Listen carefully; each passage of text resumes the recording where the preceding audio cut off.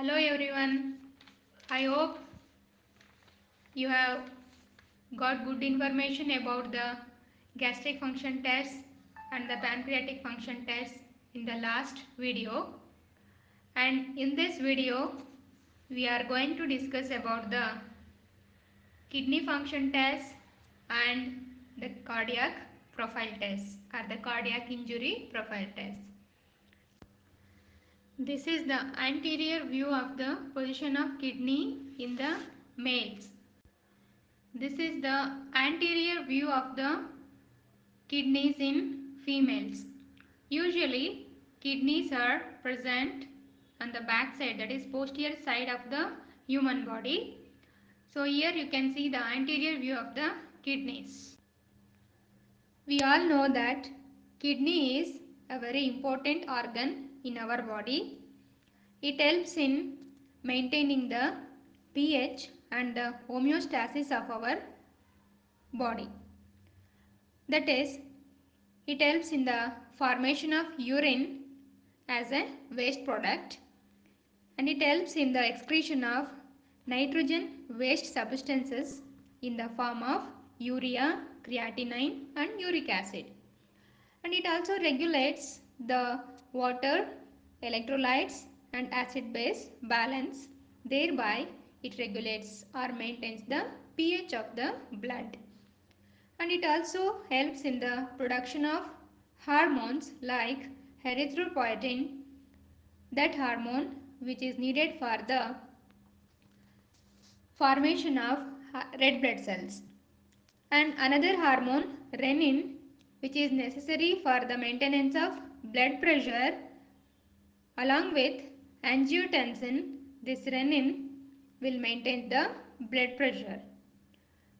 And another hormone is calcitriol, that is vitamin D, which is necessary for the formation of bones in our body.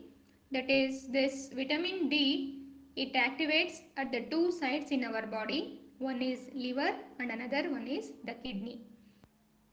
In this slide, you can see the cross-sectional view of the kidney, which contains many pyramid-like structures, and each pyramid-like structure contains number of nephrons. This picture shows the structure of nephron, which is the functional unit of the kidney. Nephron is called as the functional unit of kidney because it filters the blood and helps in the reabsorption of water from the blood. Each kidney contains around 1.2 million nephrons, and each nephron is about 50 millimeter long. The combined length is about 145 kilometers, that is 85 miles. And the parts of the nephron includes the renal corpuscle, proximal convoluted tubule, loop of Henle and distal convoluted tubule. This is a section of renal corpuscle which shows the glomerulus and the Bowman's capsule. The assessment of renal function is usually done to diagnose the extent of renal damage, next the progression of renal disease, and also to identify the dose of the renal toxic drugs. Then RFT is devised to give information regarding following parameters, that is the renal blood flow, glomerular filtration rate, then urine output and renal tubular function and renal glomeruli functions. The renal function tests are classified into 5 steps. The first steps includes the urine analysis, where the urine sample is examined. The physical, chemical and microscopic examination of the urine sample is performed in this step. Next is the second step, where the assessment of glomerular function is done. Here, the renal clearance tests, blood analysis of urea and creatinine, then proteinuria and hematuria is performed. The third step is test to measure renal plasma flow. Fourth is test for assessment of tubular function, and the last step is the renal biopsy. In this session, let us see the tests for glomerular function, that is renal clearance tests. To assess the rate of glomerular filtration and the renal blood flow, this renal clearance test is usually performed. The definition for this one is: the renal clearance of an substance is defined as the volume of plasma from which the substance is completely cleared by the kidneys per minute. So this depends on, that is, the renal clearance test is depends on three parameters. The first one is the plasma concentration of the substance and its excretory rate, then GFR and renal plasma flow. Let us see the glomerular filtration rate. Kidneys usually receive 25% of the cardiac output, and the GFR means the amount of filtrate that forms in both the kidneys every minute. In adults, usually the GFR is about 105 ml per minute in females and 125 ml per minute in males. And the daily volume of glomerular filtrate is 150 liters in females and 180 liters in males. Now let us calculate the renal clearance value. Usually the GFR normal value will be 120 ml per minute, and the renal clearance value can be calculated by using the formula C is equal to U into V by P, where C is equal to the clearance of the substance ml per minute, where U is the concentration of the substance in the urine and P is the concentration of substance in the plasma. And last, V will be the volume of the urine passed per minute. As I said, the normal GFR value will be 120 ml per minute. If the normal GFR value is lower than this one, which indicates there is a disturbance in the kidney functions, and this may be due to acute tubular necrosis, glomerulonephritis, shock, or due to acute nephrotic syndrome or acute and chronic renal failure. In order to determine the glomerular filtration rate, the substance should be selected in such a way that which is freely filtered by glomerulus, and it should not be reabsorbed or secreted, and should not be metabolized in the kidney, and it should not be toxic, and it should not be affected by the dietary intake. Usually, the substances which are used for clearance tests include either endogenous or exogenous. In the endogenous substances, creatinine and urea will be selected, and in the exogenous substances, usually inulin will be preferred. Now we shall move on to creatinine clearance test, which is based on the rate of excretion by the kidneys of metabolically produced creatinine and creatinine freely filtered in the glomerulus and not reabsorbed by the tubules. And we know that creatinine is a waste product produced in the muscle tissue. Creatinine clearance is determined by collecting urine over 24 hours period, and a sample of blood is drawn during the urine collection period. Then the creatinine clearance value is calculated by using the formula creatinine clearance is equal to U into V by P, where U is the urinary creatinine, which is measured in terms of milligrams per liter, and P is the plasma creatinine, and V is the volume of urine per minute. Next is the interpretation of creatinine clearance value.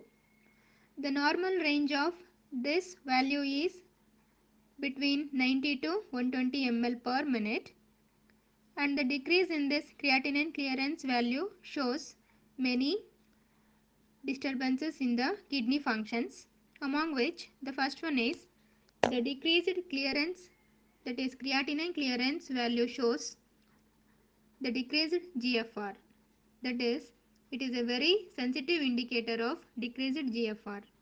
Then this decreased GFR is maybe caused by acute or chronic damage to glomerulus or any of its components. Then the decreased blood flow to the glomerulus may also produce decreased creatinine clearance value. Now let us see about the urea clearance test. The sensitivity of urea clearance is much less than the creatinine clearance value because the plasma concentration of urea is affected by number of factors like the dietary protein intake or the fluid intake, or it may be due to infection, or maybe during surgeries the urea clearance value may vary. And approximately 40% of the filtered urea is normally reabsorbed by the tubules. The normal value of urea clearance is 75 ml per minute. Because of this, nowadays urea clearance value is not in use. And urea clearance is calculated in two ways, that is maximum urea clearance and standard urea clearance based on the volume of urine output per minute. If the volume of urine per minute is equal to or greater than 2 ml per minute, then it is called as maximum urea clearance, and it is calculated by using the formula C is equal to U into V by P into 1.73 divided by A, which is equal to 75 ml per minute.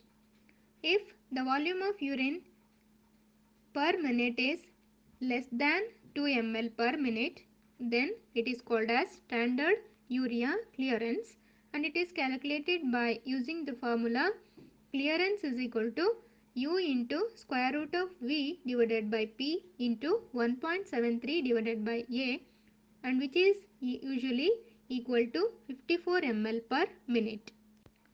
The normal values for the blood urea is in the range of 20 to 40 mg per deciliter, and the normal value for creatinine is in the range of 0.5 to 1.5 mg per deciliter.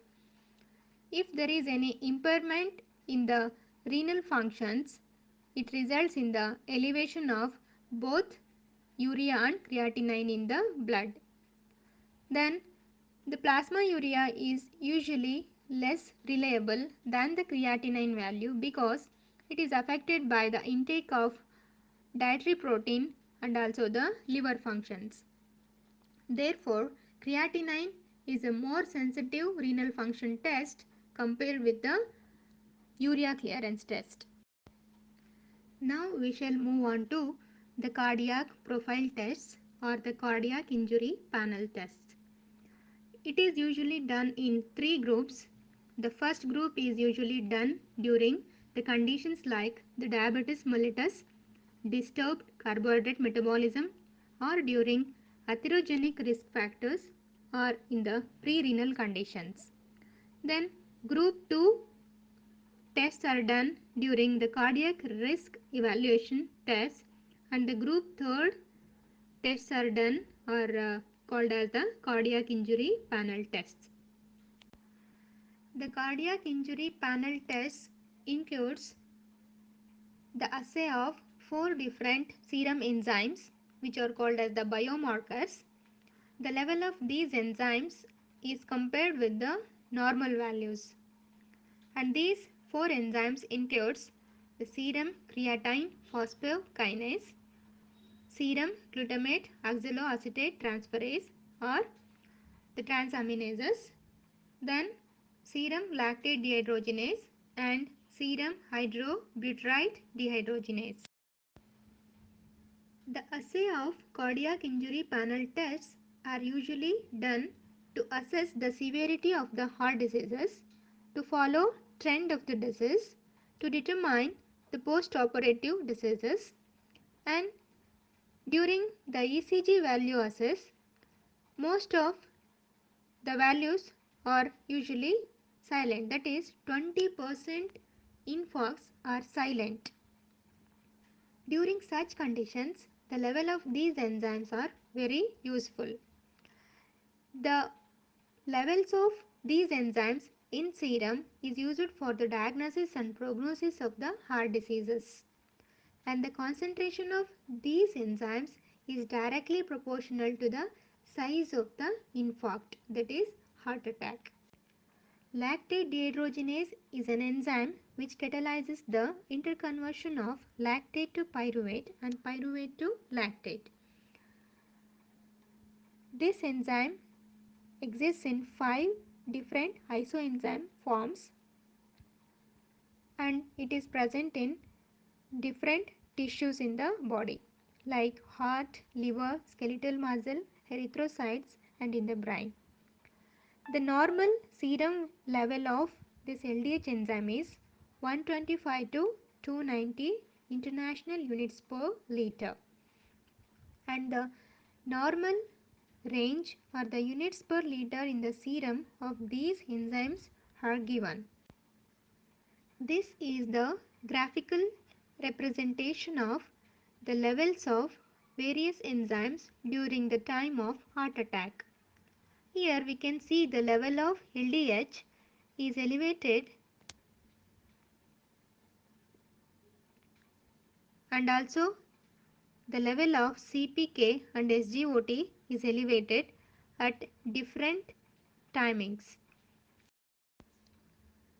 This is the normal values for the isoenzymes of lactate dehydrogenase during different conditions. The serum aspartate aminotransferase or the serum glutamate oxaloacetate is a transaminase enzyme which catalyzes the transamination reaction where the amino acids and the keto acids are undergoing the transamination reaction. The normal range for this enzyme is 6 to 25 international units per liter and usually the level of this enzyme is elevated after the chest pain. And the assay of this enzyme is less significant during the heart attack because its level is also increased during the liver diseases, the muscle disorders and also in the hemolytic disorders. But the prolonged myocardial ischemic and congestive heart failure, this level of SGOT is very high. And the half-life is also for a small duration and it returns to normal within 4 to 6 days. Serum creatine phosphokinase is an enzyme present in the muscle tissue which carries out the conversion of creatine phosphate into creatine. The normal value for this enzyme in men is in the range of 20 to 50 international units per liter and in the woman 10 to 37 international units per liter. This enzyme is very important in the diagnosis of heart attack. Usually the level of this enzyme is increased during the myocardial infarction, the muscular dystrophy, polymyositis, motor neuron disorders, acute cerebrovascular accidents. Creatine phosphokinase is also containing 3 different isoenzymes and these enzymes are mainly present in the brain and muscle tissue. The 3 different isoenzymes are CKBB, CKMB and CKMM. This is the graphical representation of the elevation in the level of CPK during heart attack. These are some precautions should be taken while estimating the level of CPK. That is, the patients should be at rest. They should not undergo the strenuous exercises before the collection of the blood sample. This may lead to very high level of CPK. And also during minor tissue trauma, the levels of CPK will be very high. And the sample should be kept in the refrigerator until the assay is carried out. This chart shows the elevation in the level of the cardiac markers during the various heart diseases. That is, the level of CPK and LDH, SGOT and other proteins like myoglobin and troponin are also given. You can see the increase in the level of these markers during the heart diseases. The serum hydroxylbutyrate dehydrogenase is an enzyme which catalyzes the reaction between alpha oxobutyrate to alpha hydroxylbutyrate. This enzyme is very important cardiac marker in the assay of heart failure. The normal range of serum hydroxylbutyrate dehydrogenase enzyme varies at different temperatures. At 25 degrees Celsius, the level is between 55 to 140 international units. At 30 degrees Celsius, it is 65 to 165 international units. And at 37 degrees Celsius, it is usually 72 to 182 international units per liter. As our body temperature is 37 degrees Celsius, therefore, the normal value for SHBD is usually considered as 72 to 182 international units per liter. And the level of this enzyme increases significantly in acute myocardial infarction. By using these four different serum enzymes or the cardiac markers, we can assay the various conditions of the heart. That is, during the myocardial infarctions or ischemic heart diseases or the atherosclerosis or during the angina pectoris or arrhythmias. Thank you for watching this video and I hope you all utilize the informations provided in this video.